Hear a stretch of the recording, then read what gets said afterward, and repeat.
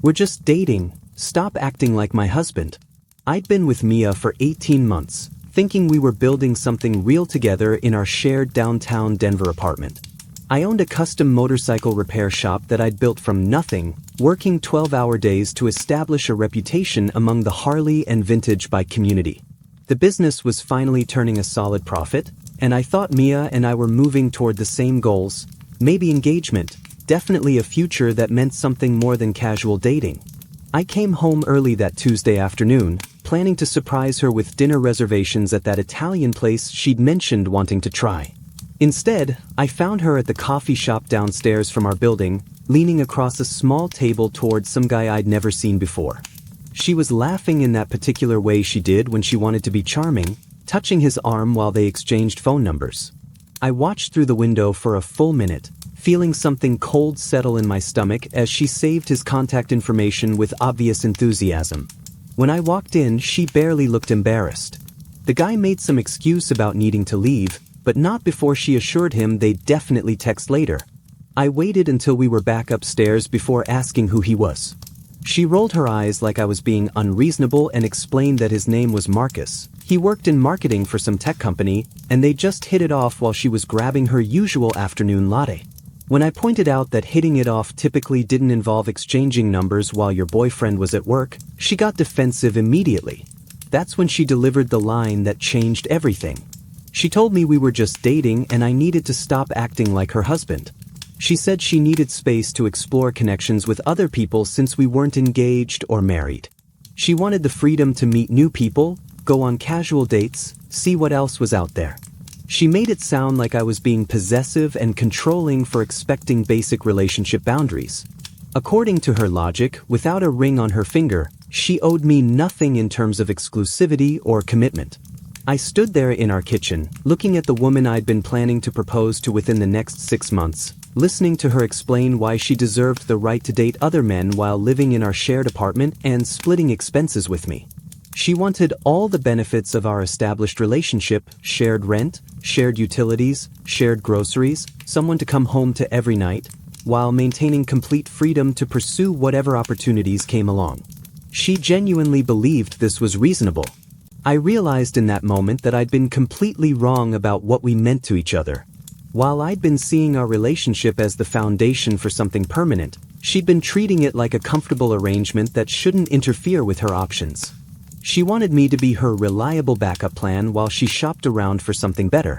The 18 months I'd invested in us meant nothing compared to her desire to keep her possibilities open. Instead of arguing or trying to convince her otherwise, I told her she was absolutely right. We weren't married. We were just dating. And since she wanted the freedom to explore other connections, she should absolutely have that freedom.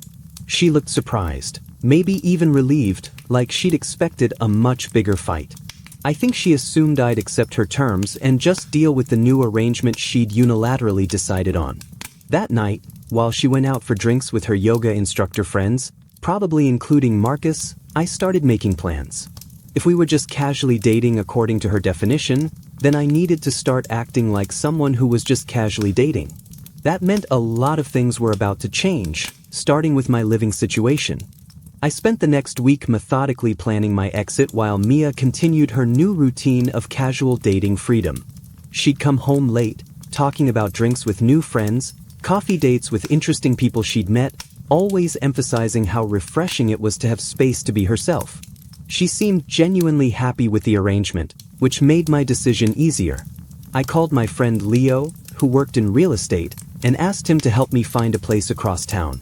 Within 3 days, he'd located a decent one-bedroom apartment near my shop that I could afford easily on my own income.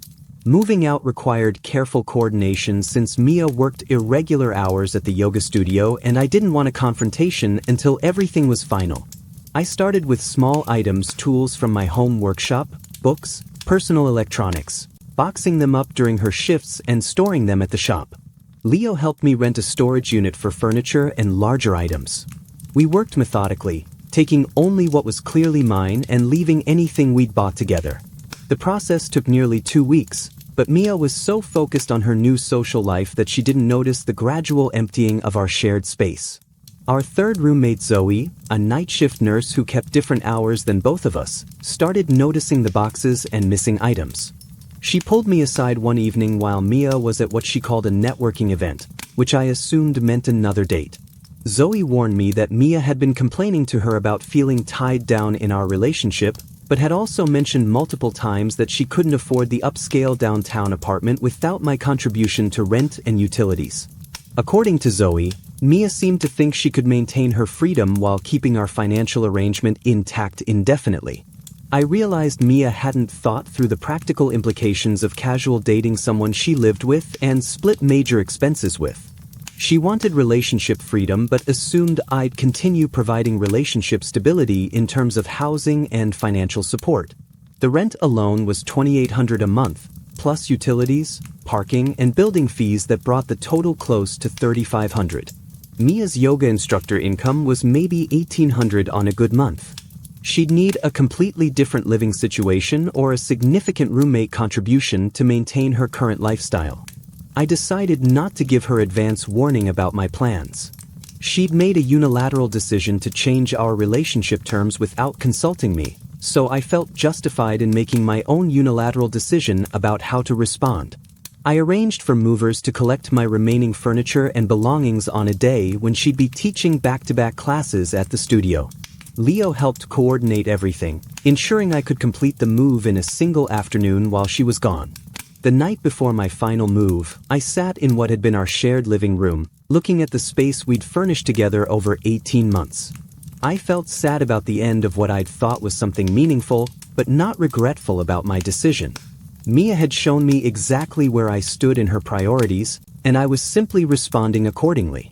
If she wanted casual dating, then she could have casual dating with all the independence and self-reliance that went along with it. I wrote a simple note explaining my position and left it on the kitchen counter where she'd definitely see it when she came home. The note was brief and factual, acknowledging that she'd gotten exactly what she'd asked for. I mentioned that rent was due on the 1st, since casual dating partners typically didn't cover each other's major expenses. Then I left my key beside the note and drove to my new apartment, feeling lighter than I had in weeks. Mia returned home around 10 that evening to find the apartment mostly empty of my belongings. According to Leo, who heard the story from Zoe later, she initially thought we'd been robbed. She walked through the rooms calling my name, probably expecting to find me tied up somewhere or at least some sign of forced entry. It took several minutes for her to notice the note on the kitchen counter, written on the back of an envelope in my handwriting. The message was simple and direct. Perfect. Now you can date whoever you want. Since we're just dating and I was acting too much like a husband, I figured you'd prefer the freedom. Rent's due on the 1st, Jake. Her reaction was immediate and intense. She called my phone 17 times in the first hour, leaving increasingly frantic voicemails that progressed from confusion to anger to something approaching panic. I listened to the first few messages, where she demanded to know what I thought I was doing and insisted I come back immediately to discuss things like adults. By message 10, she was crying and asking how I could just abandon our relationship without warning. By message 15, she was threatening to throw away anything I'd left behind and change the locks to keep me out permanently. I didn't respond to any of the calls or messages. Instead, I spent the evening unpacking in my new place, setting up my workshop area, and enjoying the quiet that came with living alone. When she finally reached me the next morning, I maintained the same calm tone I'd used when she'd initially told me about wanting space to explore connections. I explained that I was simply giving her exactly what she'd requested, complete freedom to date other people without having to worry about a boyfriend who acted too much like a husband. She alternated between fury and desperation during that conversation, insisting that I was being ridiculous and vindictive. She accused me of overreacting to what she called a simple request for more independence in our relationship. When I pointed out that moving out seemed like the most logical way to give her the independence she wanted, she became increasingly agitated. She demanded to know where I was living and whether I planned to help with rent until she could find a replacement roommate. I told her that casual dating partners typically handled their own housing arrangements independently. Leo witnessed most of Mia's meltdown from his perspective as both my friend and her desperate phone calls seeking information about my whereabouts. He told me later that it became obvious she'd never expected me to actually leave.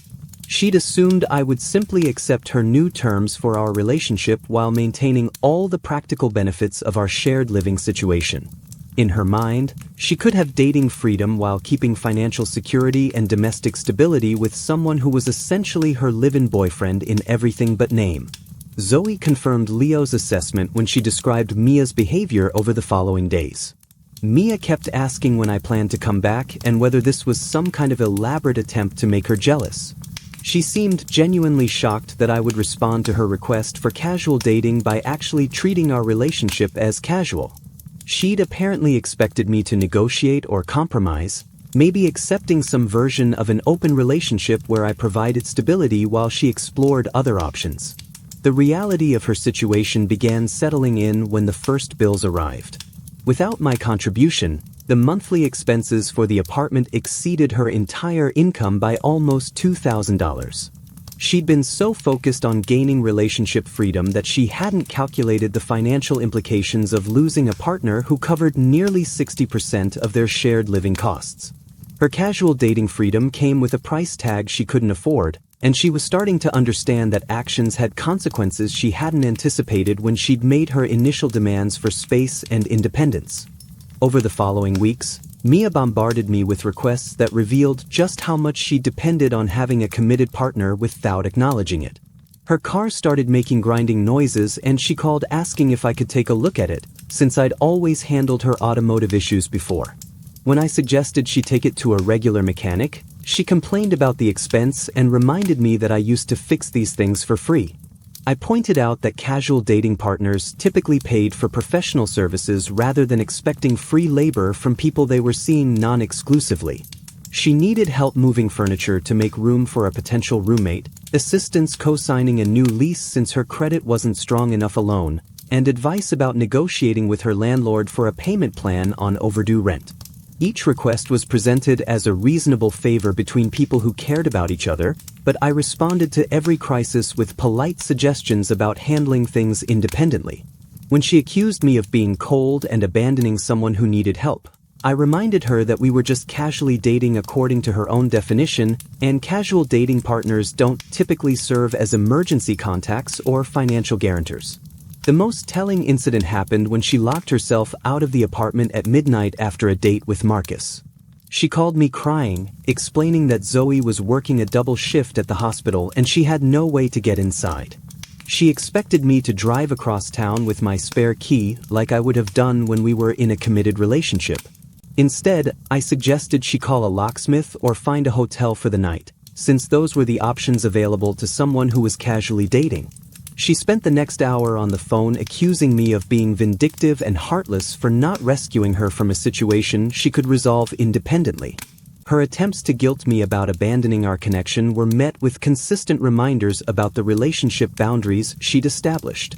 When she complained about feeling alone and unsupported during stressful times, I acknowledged that casual dating could indeed feel less secure than committed relationships, which was presumably why she'd wanted that arrangement in the first place.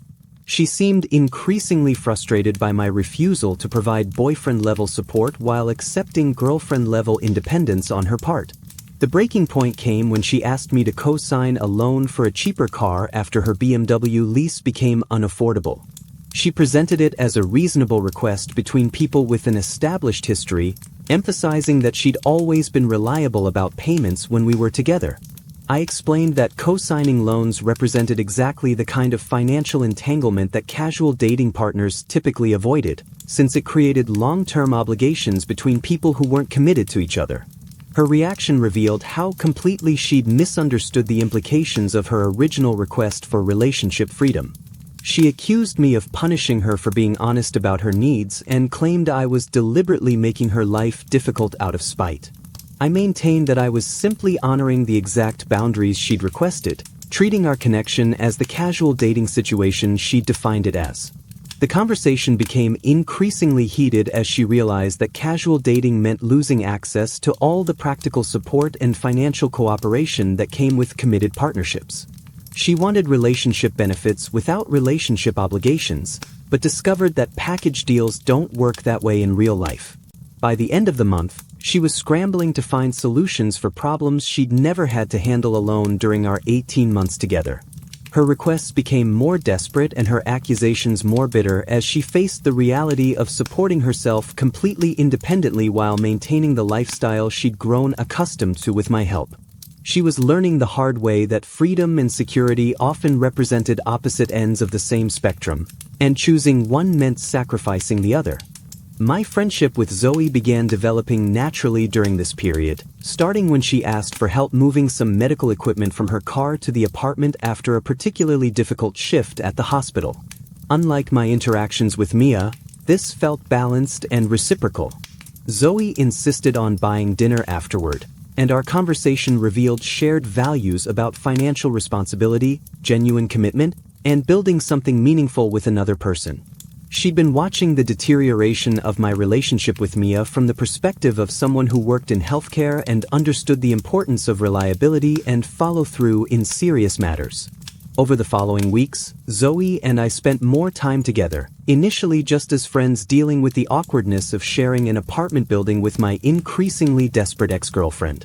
She had savings from her nursing income and was actively planning to buy a small house within the next year, something that impressed me after dealing with someone who couldn't budget for basic monthly expenses. Our conversations about her house hunting process and my business expansion plans felt refreshingly practical and forward-thinking compared to the drama surrounding Mia's financial crisis and dating adventures. The relationship evolved gradually from friendship into something deeper as we discovered how well our goals and temperaments complemented each other. Zoe appreciated my work ethic and planning mindset, while I admired her dedication to her career and her patience. When we started officially dating, it felt like a partnership between equals rather than the unbalanced dynamic I'd grown accustomed to with Mia. We split expenses proportionally based on our incomes, made decisions together, and supported each other's individual ambitions without trying to change or control the other person. Working together on Zoe's house purchase became a bonding experience that highlighted everything I'd been missing in my previous relationship. She'd researched neighborhoods, calculated mortgage payments, and saved a substantial down payment through years of disciplined budgeting. When she asked for my opinion on different properties, it was because she valued my perspective, not because she expected me to solve her problems or handle the financial complexity for her. The process felt collaborative and exciting rather than one-sided and draining. When Mia discovered our relationship through social media posts about our weekend trips to look at houses, her reaction was immediate and explosive. She accused me of having an emotional affair during our relationship and claimed that my connection with Zoe proved I'd never been committed to making things work with her. I pointed out that casual dating partners don't typically claim exclusivity or express jealousy about their ex's new relationships, especially when those relationships developed months after the original breakup. Her response revealed the fundamental contradiction in her thinking about what she'd wanted from our arrangement. She insisted that I should have fought harder for our relationship instead of giving up so easily when she'd asked for space and independence. According to her logic, my willingness to honor her request for casual dating proved that I hadn't really loved her, because someone who truly cared would have refused to accept those terms. I realized she'd wanted me to reject her conditions and convince her to maintain our committed relationship, essentially making the decision for her so she wouldn't have to choose between freedom and security herself. The irony wasn't lost on me that she was now demanding exactly the kind of possessive, husband-like behavior she'd originally criticized me for. She wanted retroactive commitment and jealousy about a relationship that she'd explicitly defined as casual and non-exclusive. Her accusations about emotional affairs rang particularly hollow since she'd been the one exchanging numbers with strangers and going on dates with other people while we were still living together. She couldn't have it both ways, treating our connection as casual when it suited her while expecting committed relationship loyalty when it didn't. Unable to afford the apartment alone, Mia tried desperately to find a replacement roommate who would accept her increasingly specific and unreasonable demands. She needed someone who would cover the larger bedroom rent while letting her keep the master suite, wouldn't interfere with her dating life or judge her for bringing different men home, and would be flexible about her irregular yoga instructor income affecting rent payments. According to Zoe, who fielded several inquiries from potential roommates, Mia's requirements drove away every serious candidate who could actually afford their share of the expenses. The few people who showed interest were either equally unreliable financially or had red flags that should have been obvious warning signs. After 3 weeks of unsuccessful searches and mounting late fees, Mia settled on a guy named Derek who seemed charming and claimed to work in cryptocurrency trading. He paid the first month upfront in cash and moved in immediately, which should have raised questions about someone who had that much liquid money but needed to find housing through desperate roommate ads. Within 2 weeks, Derek's true situation became apparent when angry creditors started showing up at the apartment looking for him. He'd apparently been evicted from his previous place for property damage and unpaid rent, and had used fake references to secure the room with Mia. Worse, he'd been using their address to redirect mail and packages for what appeared to be various financial schemes involving cryptocurrency scams and identity theft. When Zoe mentioned strange packages and official-looking notices piling up, Mia realized she'd inadvertently become involved in potentially illegal activities. Derek disappeared one morning without warning, taking several valuable items from the apartment, including Mia's laptop and an expensive jewelry piece she'd inherited from her grandmother. He also left behind evidence of his activities that made Mia paranoid about potential legal consequences for harboring someone involved in financial fraud. The police report she filed revealed that Derek had multiple warrants and had been using different names in similar roommate scams across the city. Meanwhile, Zoe and I successfully closed on a small house in a quiet neighborhood near my motorcycle shop, splitting the down payment and mortgage responsibilities based on our respective incomes and savings. The entire process had taken 4 months of careful planning and financial preparation, representing the kind of long-term thinking and cooperative decision-making that makes relationships work. Moving in together felt like a natural progression rather than a desperate arrangement to cover expenses neither of us could handle alone. Mia's mutual friends began understanding the real dynamic of our previous relationship as they witnessed the contrast between her current chaos and the stability Zoe and I were building together. Leo mentioned that several people who'd initially criticized me for abandoning Mia were starting to realize that I'd simply responded appropriately to someone who'd taken my support for granted while actively seeking alternatives. Her social media posts about toxic men and learning to value herself weren't gaining the sympathy she'd expected from people who'd watched her create her own problems. The final blow came when the apartment management company held Mia responsible for Derek's unpaid utilities and the property damage he'd caused to the hardwood floors and bathroom fixtures. Her security deposit was forfeit, and she faced additional charges that pushed her debt to nearly $4,000 beyond her ability to pay.